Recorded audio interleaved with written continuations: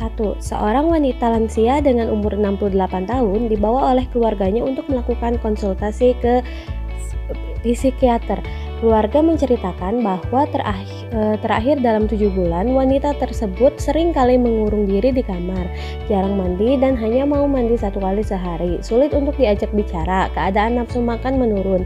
Lansia tersebut masih tidak mau menceritakan masalahnya. Pertanyaannya, bagaimana teknik yang paling tepat bagi perawat untuk dapat menggali masalah terhadap klien tersebut? A. Beri perhatian terus-menerus pada klien walaupun ia tidak mau berbicara. B. Anjurkan pasien untuk melakukan perawatan diri sendiri dengan mandiri. C. Anjurkan keluarga untuk memberikan lansia perawatan khusus. D. Anjurkan klien menggunakan antidepresan secara teratur. E. Berikan pasien lingkungan yang tenang dan nyaman. Oke, jawabannya adalah yang A. Masuk pertanyaan nomor 2. Seorang laki-laki berusia 37 tahun sudah 5 hari dirawat di rumah sakit jiwa. Setiap pagi antara jam 10 sampai jam 11, pasien selalu pergi ke bawah pohon mangga lalu berbicara sendiri dan tersenyum sendiri. Pasien kooperatif dan mau untuk mengontrol halusinasinya dengan cara menghardik, minum obat, dan bercakap-cakap. Pertanyaannya, bagaimana tindakan keperawatan selanjutnya yang tepat bagi pasien tersebut? A. Mengajak pasien untuk bercakap-cakap. B. Melakukan kegiatan sehari-hari sesuai jadwal. C. Menanyakan apakah pasien masih mendengar suara. D. Melakukan evaluasi tentang cara minum obat yang benar. E. Menilai apakah pasien sudah bisa mandiri melakukan kegiatan. Jawabannya adalah yang B. Jadi biarkan saja kegiatannya sesuai dengan jadwal. Pertanyaan selanjutnya, kelompok masyarakat di RT 01 mengeluh banyaknya kejadian diare pada anak-anak yang terjadi dalam 1 tahun terakhir.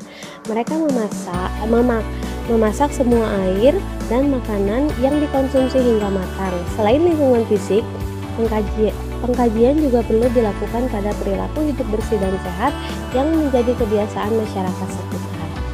Apakah fokus pengkajian PHBS yang perlu ditanyakan untuk mengetahui penyebab masalah di atas? A. Pola konsumsi lauk. B. Olahraga setiap hari. C. Konsumsi buah dan sayur. D. Pemanfaatan pelayanan kesehatan. E. Kebiasaan mencuci tangan pakai sabun. Oke. Nah kita lihat lagi. Berarti di sini yang harus ditanyakan adalah yang E. Ya, kita masuk pertanyaan selanjutnya. Seorang perempuan 78 tahun tinggal bersama anak perempuan dan seorang cucu yang berusia 20 tahun. Hasil pengkajian klien merasa sedih karena cucunya sudah sebulan tidak pulang dan tidak ada kabar. Anaknya mengalami retardasi mental, sudah lama berpisah dengan suaminya. Klien tidak tahu harus meminta bantuan kepada siapa. Apa penyebab terjadinya kenakalan remaja pada keluarga tersebut?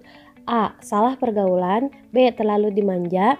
C. Kurangnya pengetahuan. D. Harga diri rendah situasional. E. Kurangnya peran ayah atau laki-laki. Oke, kalau kita lihat dari keadaan keluarganya, ini jawabannya ya, yang harga diri rendah situasional. Kenapa?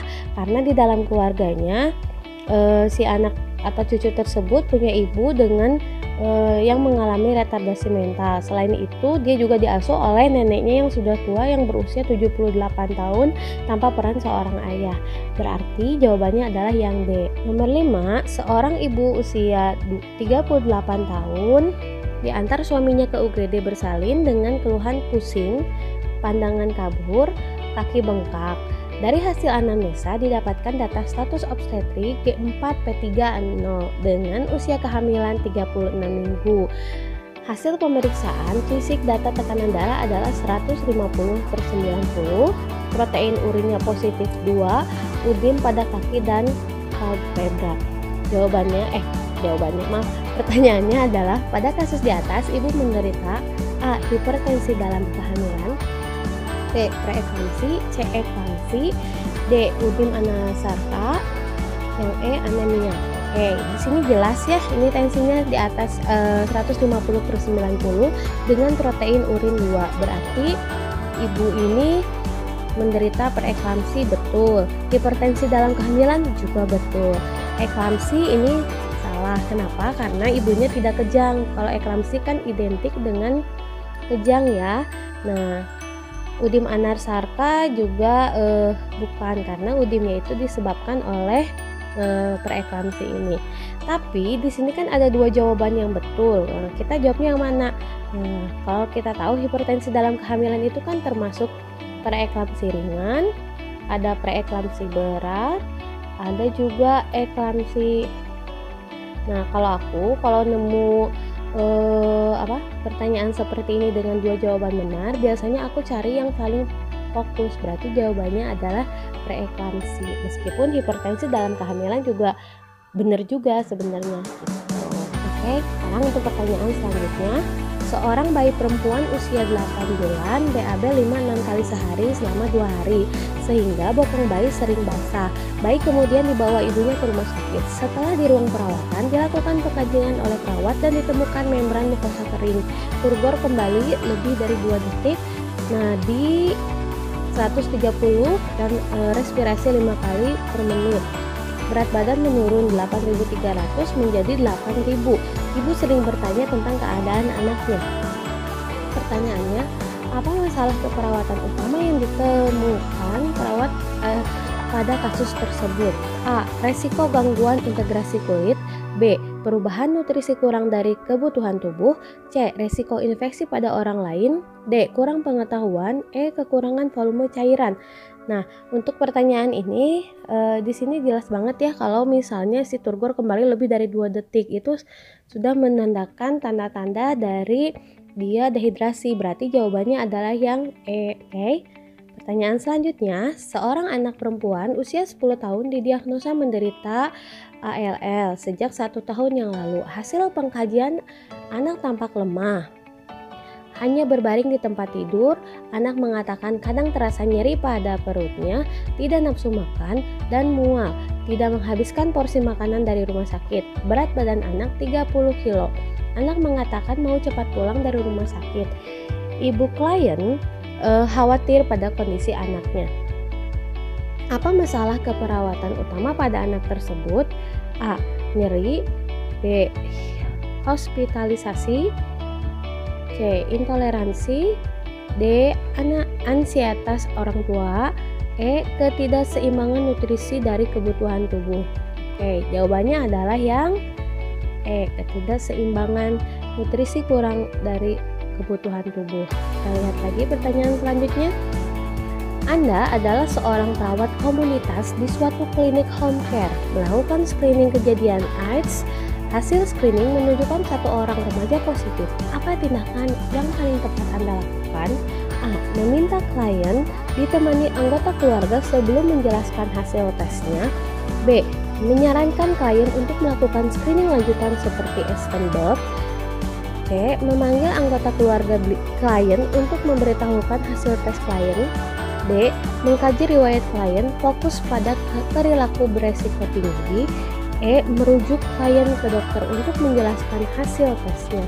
Oke, untuk di sini yang ditanyakan adalah peran kita sebagai seorang perawat. Berarti jawabannya adalah yang D. Nomor 9, seorang perawat mencatat bahwa klien dengan diabetes tipe 1 mengalami lipodystrofi pada kedua paha atas. Manakah informasi selanjutnya yang harus didapatkan perawat selama proses pengumpulan data? A. Rencana rotasi lokasi untuk injeksi. B. Konsistensi hasil aspirasi. C. Persiapan area yang akan diinjeksi. D. Sudut di mana pemberian obat akan diberikan. E. Merencanakan obat per oral. Oke, sebelumnya kita harus tahu lipodystrofi itu apa. Lipodystrofi itu adalah hipertrofi pada jaringan subkutan tempat injeksi. Jadi terjadi pada beberapa klien diabetes saat tempat injeksi yang sama digunakan dalam waktu yang lama. Biasanya klien kemudian diminta untuk merotasi tempat injeksi untuk mencegah terjadinya kerusakan pada di jaringan kulit tersebut. Nah, berarti untuk jawabannya yang benar adalah yang A. A. Oke, kita masuk ke pertanyaan selanjutnya. Seorang perawat memastikan lokasi fistula arteriovenosus pada lengan kiri klien untuk mempersiapkan tindakan hemodialisis. indikasi manakah yang menunjukkan bahwa fistula dimaksud adalah paten? A. Terdapat denyutan pada fistula saat dipalpasi. B. Kehadiran nadi radialis pada lengan kiri. C. Hilangnya suara desiran pada fistula saat diauskultasi. D. Capillary refill time atau CRT kurang dari 3 detik pada kuku di jari tangan kiri. E. Kehadiran nadi ulnaris pada pergelangan tangan kiri. Nomor 10, jawabannya adalah yang A. Kenapa? Karena seorang perawat itu memastikannya